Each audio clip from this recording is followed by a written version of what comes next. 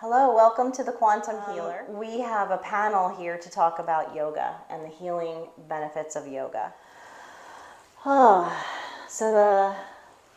the last sheath or part of the human is called the bliss or Anandamaya-Kosha, and I feel like I have witnessed so much of that over the years with my students, and it has been such a gift to see people really, we've talked about all the ways that people transform through this practice, and there are these, subtler and subtler ways, and sometimes people don't even see it in themselves, that there's this component of their life. All the little pieces start to change, but then in the macrocosm, you see it as this, now the person has come to a place of contentment where there's a sweetness of life, and all the little, let's be real, there's always irritations. There's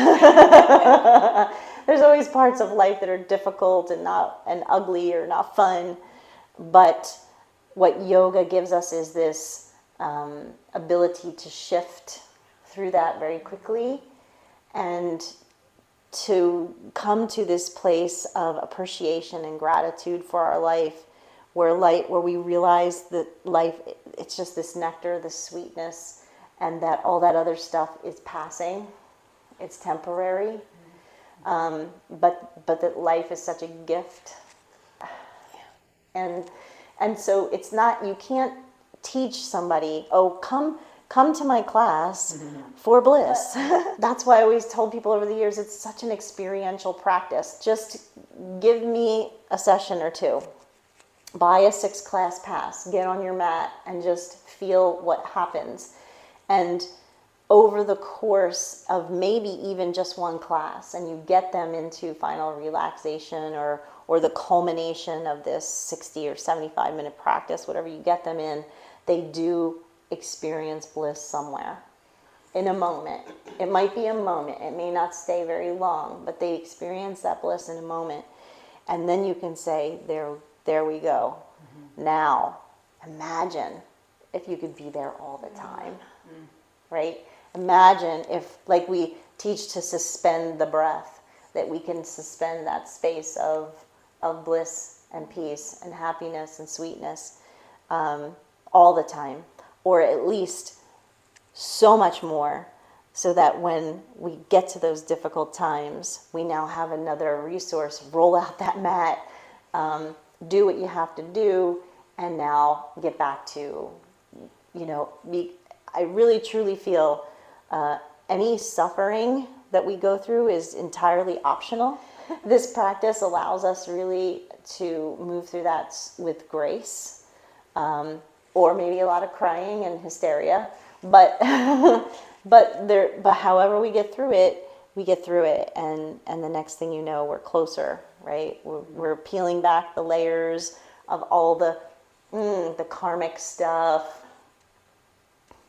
the trauma, whatever, all those layers, and we peel it back a little bit at a time, and we release it a little bit at a time with every breath or with every practice, and the next thing you know, there is this inner core that's revealed, that's this light body, right? And it's like, oh, now I see who I truly am, without all those false identities and all the stuff that we clinged to or thought we were. And we really see this true self within. And it's, to me, witnessing that in so many people over the years has been such a precious gift, to see so many people get to that place. So the gift keeps on giving in yoga, right?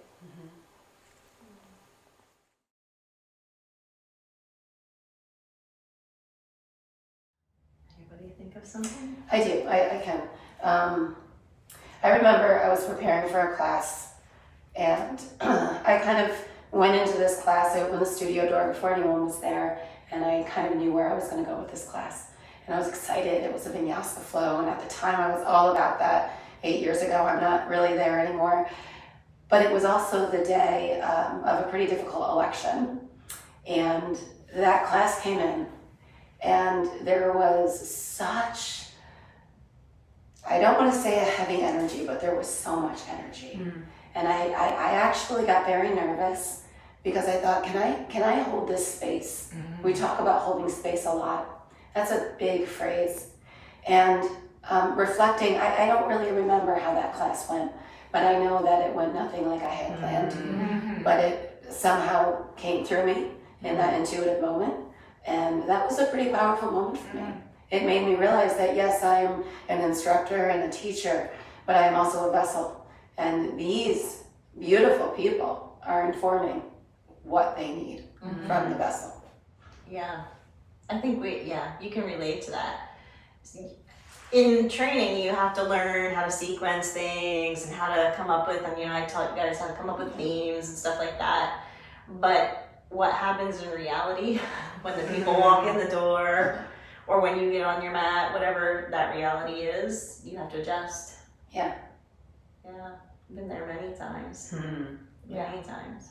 It's funny you mentioned election. There was a difficult election, and I remember myself going through a little something right before I had to teach, and that night I came in and I just I put on the mantra Radhe Govinda, and I just let it play over and over, and I told everybody, I'm not instructing you, I want you to just practice, just get on your mat and feel. And P.S. nobody is paying for tonight.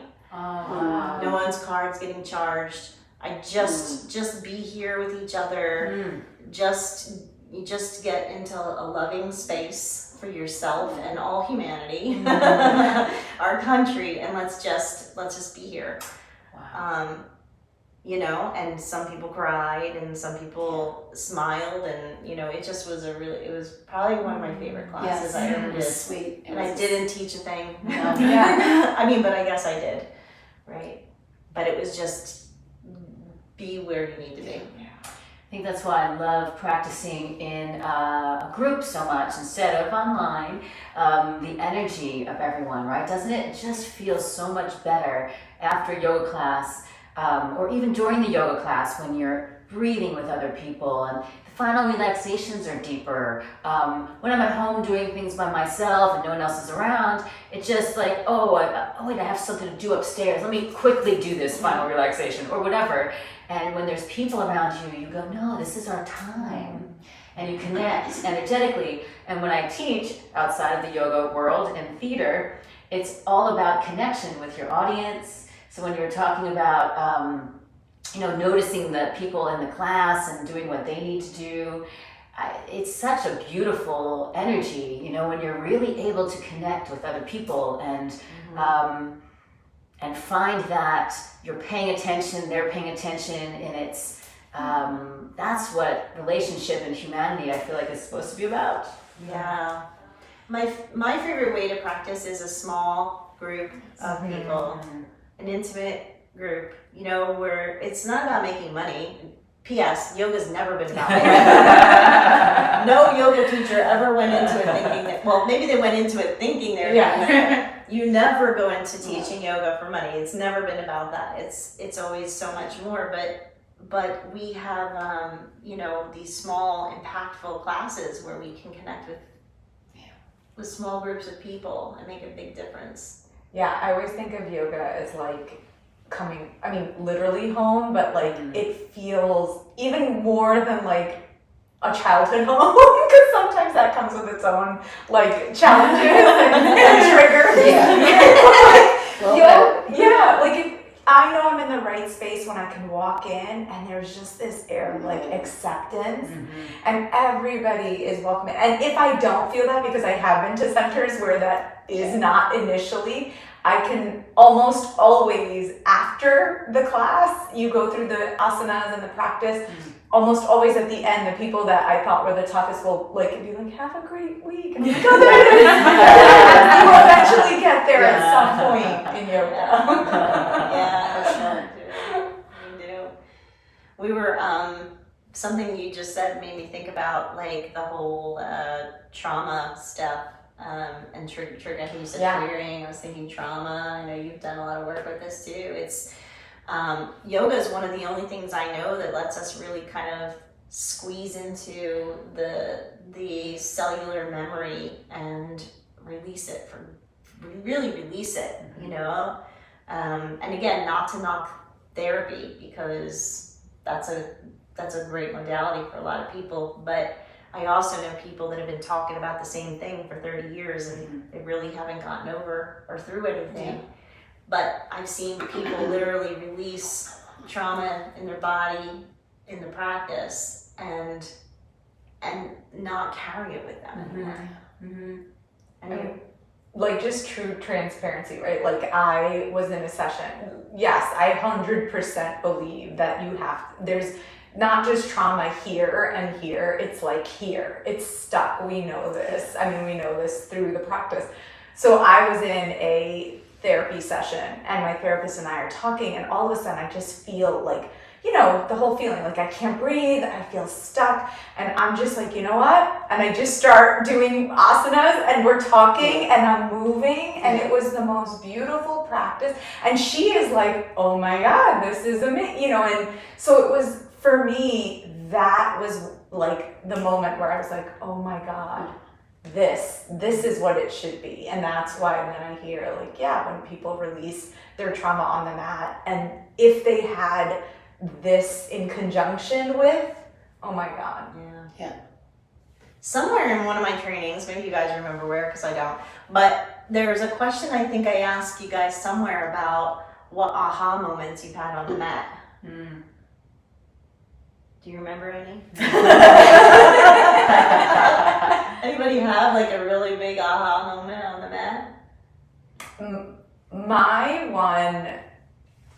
I think my one was in training, and I feel like everyone that knows me knows this story, where I was in downward dog, and you had, like, you know, Joanne was like with this strap pulling my hips, Joe was like holding my heels, Raj was like at my, you know, so I have this entire group of people just surrounding me and like supporting the pose, and then you are rubbing my back and you're like, just melt your heart.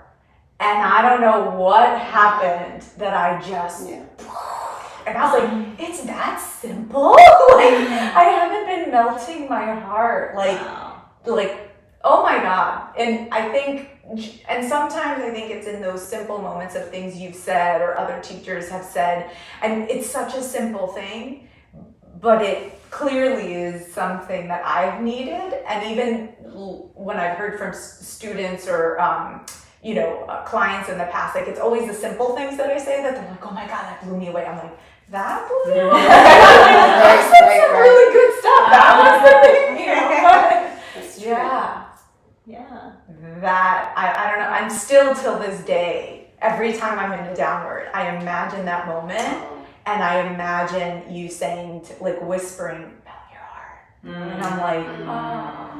And it's just like, so I feel like that, and that was honestly teacher training, which was, I don't know, years and years ago, and I still, so with you. Yeah. That was a big aha moment. Yeah. Sometimes you see it in either energetically or physically, whatever, on some layer, you see it in your student, and you're trying to find the right way to convey that to them, you know, because you could say, press into this, engage that, squeeze this. That's not working. All right. Yeah. And sometimes it is something just like, For sure. Yes. Yeah. It was my first training with you, 2014, and I came in from a really conservative Christian home. So I was a little like, this is a little woo-woo. And the first thing that Tracey does is stands us in a circle around a candle with this stuff that she was spraying, not spraying, the sage. And I'm like, right, part of some seance. Honestly, that was going through my head. yeah. We held hands, and the first thing you said was, you have the right to be here. And we said it 3 times. And that's always stuck with me, that I have the right. And I use that with children as well. And that was definitely my aha, that, okay, put the conservative Christianity away. It's about me right now. So thanks, Trace. Yeah. Some stuff there. Yeah. The right to be. Yep. is a significant thing, and every pose, because the word asana is at the end of every pose, right? Balasana, Adapaka, Rasana. It's always there, and it means seat. It means just find your seat there, just be there in that pose, which is why, you know, I loved vinyasa. I loved power vinyasa for a while. You couldn't get, look, it needed to be 100 degrees, and I needed to be flowing and pushing my body, and I loved that for a period of time. But find your seat, and that's where you really learn something. That's where you really get somewhere. And if you don't, right, that was the other thing I made you guys do in teacher training, sit in every pose for 5 minutes and then write what you feel. Yeah, that was powerful. I still have them. Should do that again. Amazing. Yeah, and sometimes I would get people, they go, well, I like this pose because it opens my hips. Or Touches my quads. yeah, this one's hard for me because it hurts my knees. And then I would go back and go, yeah, but dig deeper. And tell me what you feel emotionally when your knees hurt. And people go, I don't know what you mean. And I'd say, you need to sit there longer in that pose. But it hurts, I know. It's scary to go there sometimes. Yeah. You know, we have these walls up, but once you experience the emotion for the first time, you do want more of it, I think. Yeah, that's where you really realize the depth, right? The ability. I was teaching a class the other day with my girlfriend that I grew up with, and she knows a lot about me, probably way too much about me. But, and so we know each other really well, and she's one of those with the mind, and she's really guy. I'm like, okay, she keeps moving. So a couple of practices we've been doing together, and the other day I noticed she was crying her eyeballs out, and I was like, oh no. And so I got really upset, like, okay, and I was like, okay, I'm just going to continue. And sometimes when you teaching a class, you don't really know what you said. You know what I mean? Like, you don't know sometimes what maybe kind of made that happen to them, because you don't even remember what you said or how, you know what I mean? Like, it was just a natural way of talking. And after the practice, she said that she realized something during the practice, and it got her very upset, and she was crying the whole time. But it was a breakthrough for her, and it was like serious. Yeah. And now, so when you see that happening, I mean, yeah, it's a good thing and a bad thing at the same time, because it's like, ooh, but it's a good thing. But I think you made space. You made a safe space for her to be able to go there. So then again, you just go back to holding that space for them, right? And then all I could say was sometimes that's what a practice will do for you, or that.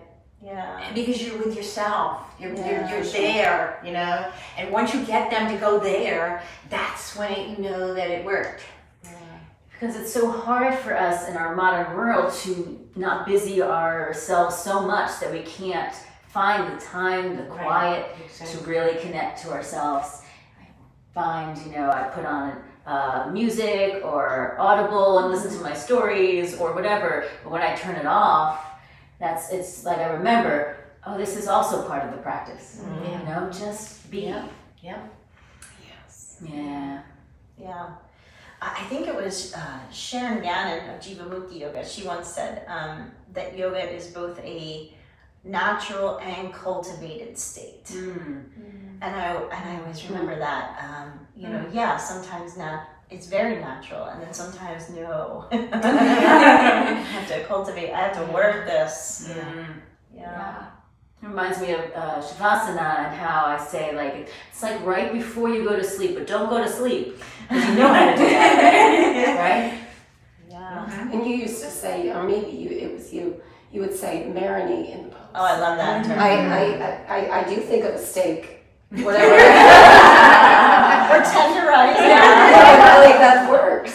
You know? I love that. Yeah, I love that term, marinate. That goes back to that sitting in it. Being in it. True. And with all the juices and all of the searing, because sometimes you do feel seared. Wellness. Yeah.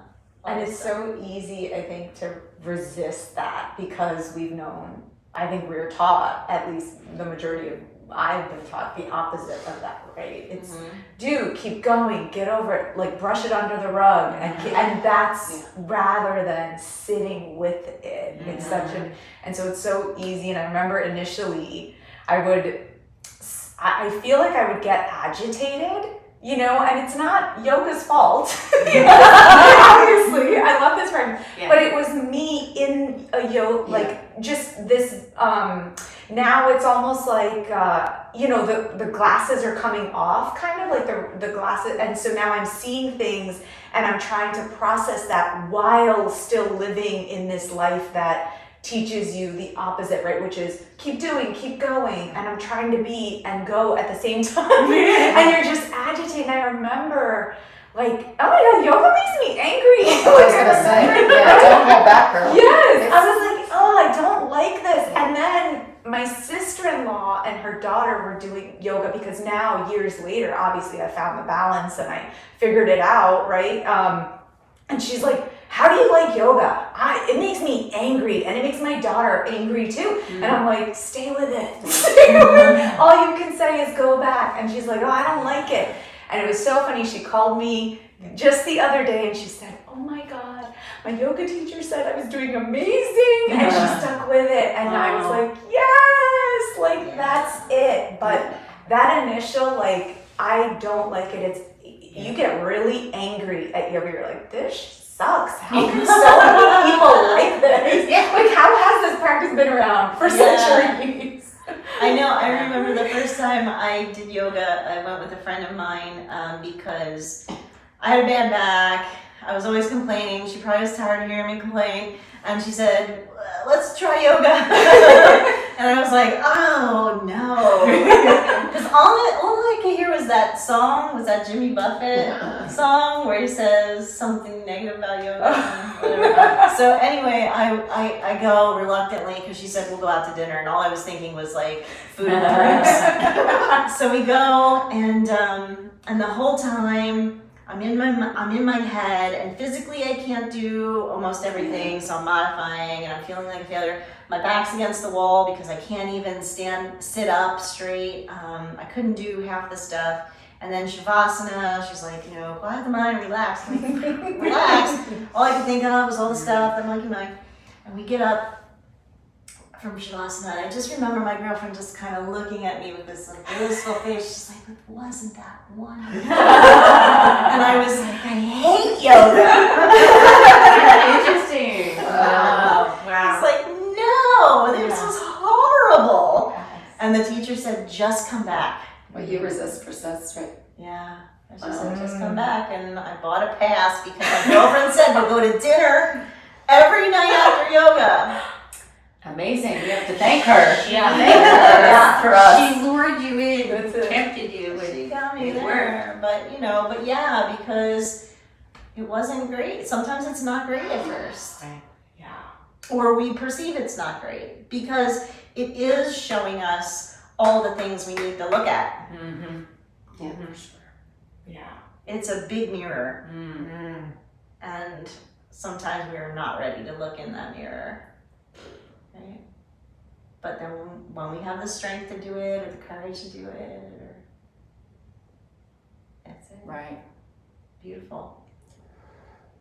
Thank you guys for being part of this panel today. Thank you. It's always great to reconnect and talk all these beautiful things and see all of you. So thank you so much for being part of the panel. And maybe do you have any parting words for people about this practice? Anybody, you can go around and just say like one just do it like Nike. Right. Or did we say it all? Did we say what we came to say? Maybe we did. It's gonna save the world. We all just have to do it. Everybody do yoga. Yeah, it should be a requirement. At first they might not like it, but eventually they'll get it. But if we did teach it to every kid if we did start when kids were little and open and we got it into every, child's regular daily practice, that walls wouldn't be up, the resistancy wouldn't be up. Absolutely, I think kids want to be in their bodies. Yeah. And just teaching them, I always say you don't limit a 3-year-old's mind versus an 18-year-old's mind. Teach a 3-year-old some of these big thoughts, and you can be surprised at what they hold on to. Mm-hmm. Don't limit that. They're more powerful than you think. Way more. That's for parents. Way more. Yeah. Get them started young. Yeah. Get them in there. Yeah. And you're never too old to No. start. No. Yes. So sometimes you can teach an old dog. My dad just did yoga for the first time. Wow, that's great. Yes, that's amazing. Yeah. You're not too young, you're not too old, you're not too big, you're not too small. Like yoga is for everyone and everybody. And Yeah. And I think if, they in yoga, this word surrender, right? And it took me a long time to really know what that meant. And now, even, all I can say is the surrender breath, right? Which is an inhale. And you open your mouth, that's surrender. So even when you hate it, even when you don't want to be there, even when you have to fight yourself in the car because you're going there even though you don't want to, just take that breath and surrender to that moment. Yeah. A lot like life. Yeah. Right? Yeah. I think it parallels life for me at least, and I think a lot of people in a big way. I love that you brought up the surrender breath. Right? It's one of my favorites. Mine too. It really is. I remember I used to have an Iyengar teacher teaching for me for a while, and she would go, I always know when it's one of your students because they do the surrender breath. In the middle of one of my, as she's instructing something, she would get annoyed that somebody would take a surrender breath. I love that. Yes. It reminds me, and I go, yeah, let's all do it. Everybody, And inhale. sometimes the surrender's like, like a roar. But we still have that post-COVID trauma. Yes. A little bit, but it is great. Yeah. And then you catch yourself doing it at home, and your husband's like, what's wrong? Nothing's wrong, actually, everything's great. There you go.